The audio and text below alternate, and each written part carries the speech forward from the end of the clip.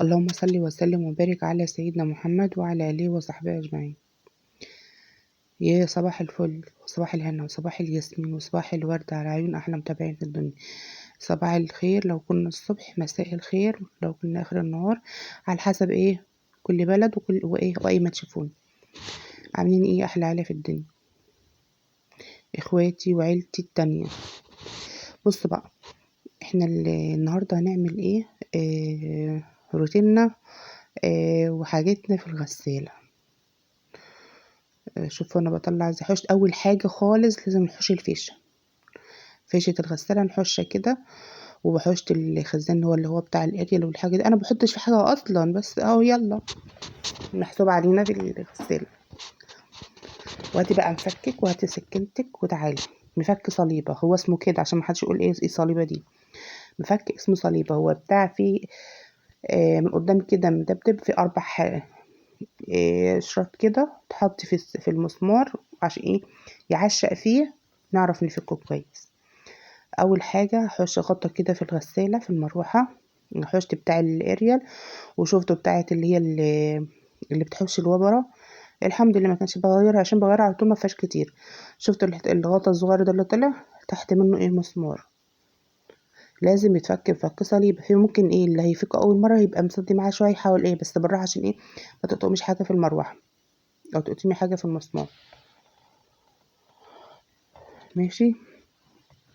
دي بقى يعني المروحه الغساله عزكم الله بتبقى فيها ريحه وحشه قوي، وتحس ان الهدوم كده بتطلع له هدوم وحاطه اريالك وحاجتك، وتحس ان معلش مكمكمه حاجه زي كده. دي بقى بتقوم حشرها. شوف الغطا ده اللي حشته والمسمار، قمت تاني بالراحه كده بنفك وشايلاه، وحشت المروحه بحالها وطلعتها اهوت، وقفلت الغساله من فوق وعشان اوريكم كل حاجه. قلبت المروحه فيها 3 مسامير من الجهه التانية، يعني من ورا.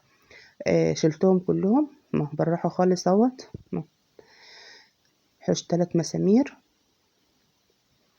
طبعا عشان المروحه دي بتتعمل كل مثلا 6 شهور، كل 8 شهور، لو عايزه كل سنه، بس انت بتعملها مثلا بيكون بتغسلي فيها مثلا دفايه، حافظه، لا معلش يعني في كلمه اغزى كوتشي.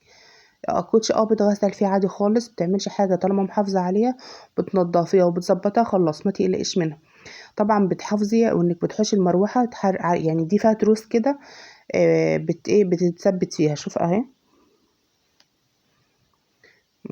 بقول لكم الحوش ديت. جبت بقى اللي هي السبونشة ديت، وغسلت الحاجة كويس، وغسلت بها الغسالة وبشوية بريل كده وشوية خل، وتغسلي بها. غسلتهم وركنتهم على ما غسلت غسالة خالص. يعني تحوشي اللي هي المروحة الصغيرة في قلب المروحة دي الكبيرة دي بالراحة، عشان ما تتكسرش فيها تروس من تحت كده عشان ما تتكسرش منك. هي الحمد لله مش تعمل حاجة بإذن الله، ما تحافظي عليها. دي بتاعت اللي هي اللي بتحوش الوبرة، بتلم الوبر والحاجة ديت. دي على طول ممكن كل غسلة وغسلة اعملها، لازم اشيلها لازم، والفرشة بغسلها على طول. دي بشيلها، يعني ما بشيلهاش بقى إلا لما بعملها مع المروحة صراحة، بسيبها. هي وبتاعة الدوني ما بتشيلش خالص، فتحتها وغسلتها من جوه برضو. جبت بريل وجبت خل وغسلت الغسالة كلها. هغسل كله بقى، نضف الغسالة من جوه خالص.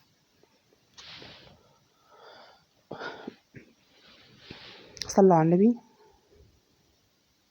طبعا وانت بتعملي اول حاجه بتحشي الكهرباء، تاني حاجه بتحافظي على الغساله خالص، يعني بتحافظي تماما. حتى وانت بتغسلي برضه، انت فاصله الكهرباء، وحتى وانت بتغسلي حاسبه الميه ما تجيش على حاجات اللي هي اللي فيها الازرار اللمسه دي بتاع الكهرباء.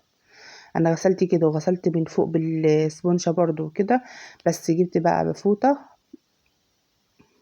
اهوت قماشة، ونشفت خالص بالقماشة، وبعد بالفوطة من فوق.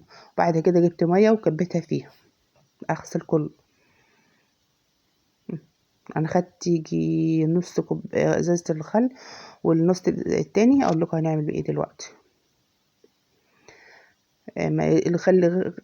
الخل غالي معلش، بس برضو الغسالة لها حق ان تبقى لها دورة كل شهر على فكرة انا ما عملتش دورة الغسالة الشهر ده، بقالي يعني دي تاني شهر سبتها. عشان ايه؟ بصراحة كنت عايزة اعمل دي بقالي اكتر من شهر، ما اعرفش بقى هيبقى اتلبخ في حاجات تانية.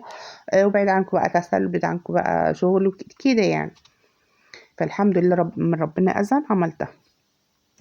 خلصت الغسالة خالص ونشفتها، ونشفت من فوق بقماشة، والمية زايدة قمت تاني شايلاها، تشيلها بسبونشة بقى، تشيلها بحتة قماشة، بأسفنجة، بأي حاجة. المية زايدة اللي تحت المروحة. وبعد كده ايه، ركبت، شفت كل حاجة عملتها، خلعتها من بعضها اركبها. اروح خالص كده تاني بنفس المسمار. المسمار ليه احتياجات والسكينة لها احتياجات. السكينة كنت بشيل الحاجة من بعضها عشان مش عارفة اشيلها بايدي بصبعي. المسمار عشان ايه افك مؤاخذة معلش، المفك عشان افك المسمار. شفت المسمار عامل ازاي؟ معاش 4 كده. فبحط اثبت عليها واقوم ايه، لا فك ولا رابطة، بعكس الاتجاه يعني. اقفلي بس بتاعة الدوني ده الاول. هقفلها حاجة متقلقوش. هم ظبطتها اهو، قمت نازلة بالمسمار. يبقى بتعكس معايا بقى. واقفلها خالص اهو، بالراحة خالص.